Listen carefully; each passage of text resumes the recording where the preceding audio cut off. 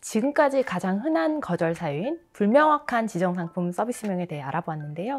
두 번째로 흔한 등록 거절은 기존에 등록되거나 출원된 상표와 유사할 경우 상품 출처의 혼동 가능성이 높다는 이유입니다. 상표 출원 심사 과정에서 오해를 받은 우리 기업들 중 상당수가 이 유사성 거절을 받았는데요. 보통 심사관이 likelihood of confusion with the mark 어쩌고저쩌고 이런 식으로 오해의 표현을 합니다. 변호사님 좀 더 자세히 설명해 주시겠어요? 네. 미국 특허청에서 심사를 하면서 심사관들이 전에 등록된 상표를 비교를 해서 그 상표와 소비자들의 혼동이 있을 경우에는 이런 리젝션이 나오게 되거든요. 그런 혼동이 있으면 등록이 가능하지 않기 때문에. 그렇지만 이런 거절이 나온다 하더라도 답변을 하면은 그 거절을 극복할 수 있기 때문에 변호사님과 잘 얘기를 하셔서 좋은 답변을 준비하시면 될 것 같습니다. 네, 알겠습니다. 여러 가지 판단 기준이 있는 걸로 알고 있는데요. 상대적으로 어떤 요소들이 특별히 비중 있게 고려되나요? 특허청 심사하면서 제일 중요한 거 두 가지는 상표의 유사성과 그 다음에 지정상품, 서비스 간의 연관성이 굉장히 중요합니다. 네, 그럼 두 상표의 유사성을 판단하는 기준이 뭔지 좀 설명해 주시겠어요? 단순히 알파벳 철자가 다른 경우에는 다른 상표로 간주가 되나요? 될 수도 있고 안 될 수도 있습니다. 네. 케이스마다 틀리기 때문에 그 알파벳 스펠링이 약간 틀리다고 해서 혼동이 안 되지는 않을 수도 있거든요. 그렇기 때문에 만약에 이 스펠링이 약간 틀릴 경우에는 보통은 특허청에서 거절이 나옵니다. 네, 그럼 같은 단어인데 단순히 띄어쓰기가 다른 경우에는요? 여전히 유사한 상표로 취급받나요? 네, 그런 경우도 비슷합니다. 네. 그래서 단어를 그냥 띄어쓰거나 똑같은 단어를 띄어쓰거나 뭐 조금 바꾼다 해서 이게 likely confusion이 없어지는 건 아니거든요. 보통은. 그렇기 때문에 그런 경우에는 그런 거절이 많이 나옵니다. 알겠습니다. 먼저 출원되거나 등록된 상표와 같은 단어이지만 폰트나 어떤 시각적인 디자인 요소를 다르게 출원할 때는 어떤가요? 유사성 거절을 받을 수는 있습니다. 첫째로 중요한 거는 다른 회사들이 같은 비슷한 상표를 어떻게 쓰고 있는가가 또 중요하거든요.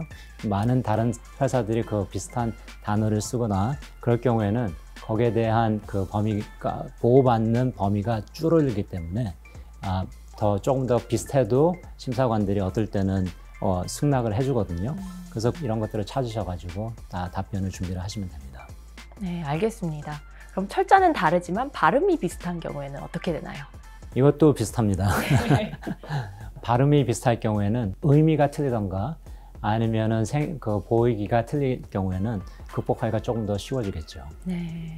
축약형 표현을 쓰거나 소유격으로 apostrophe s를 붙이거나 단수를 복수로 바꾸거나 이런 소소한 차이가 있을 때도 유사성 거절을 받을 확률이 높긴 하겠군요. 네, 맞습니다. 네. 기존 상표명에 다른 단어를 더 추가할 경우에는요? 그럴 때도 유사성 거절을 받을 수가 있나요? 받을 수가 있거든요. 또 제가 말씀드린 것처럼 이거는 케이스가 틀리기 때문에 중요한 거는 그 전에 있던 상표의 범위가 얼마큼 넓은가를 생각을 하셔가지고 그렇기 때문에 이런 거절이 나오면 제가 말씀드렸듯이 상표 조사를 좀 하시고 다른 회사들이 어떤 식으로 상표를 쓰고 있나를 아는 다음에 답변을 준비하는 게 좋습니다. 알겠습니다. 여러 단어들로 구성된 상표일 경우에 앞부분의 단어가 동일할 때 심사관이 유사하다고 판단할 위험이 더 높아지나요? 네, 맞습니다. 심사를 하면서 심사관들은 제일 앞부분에 나온 내용을 dominant portion이라고 그러거든요. 그래서 제일 앞부분에 나온 단어가 동일할 경우에는 그 심사관의 거절이 더 나올 확률이 더 많이 올라갑니다. 네, 지금까지 변호사님께서 상표의 유사성을 판단하는 기준에 대해 설명해 주셨는데요. 상품, 서비스의 연관성은 또 어떻게 판단하나요? 상품과 서비스는 똑같지 않더라도 연관성이 있다고 심사관들이 말을 하거든요. example로 말씀드리면은 같은 매장에서 팔리던가 아니면 뭐 옆에서 샴푸하고 비누가 같은 아일에 있어가지고 그렇게 될 경우에는 관련됐다고 해서 심사관들이 많이 주장을 하거든요. 네, 반드시 일치하진 않더라도 소비자들이 들었을 때 유사하다고 혼동할 수 있는 연관 상품 서비스인지가 핵심이군요. 그럼 예를 들어 애플 상표가 컴퓨터 기기로 미국 특허상표청에 등록이 되어 있지만 만일 컴퓨터 생산을 중단하게 돼서 6개월 전부터 사용하지 않는 상태라면 우리 기업이 후발주자로서 애플 상표를 미국에서 출원할 수 있나요? 아마 출원을 못하는 걸로 생각되거든요.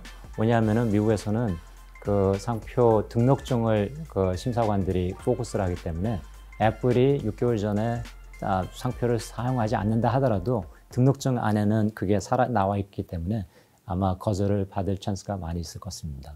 이 같은 유사성 거절을 피할 수 있는 최선의 방법은 어떤 것들이 있을까요? 제일 좋은 방법은 상표 출원하기 전에 사전 검색을 하시는 게 좋습니다. 그걸 함으로써 어떤 사람들이 어떤 식으로 상표가 등록돼 있고 아니면 사용되는 걸 알 수가 있거든요.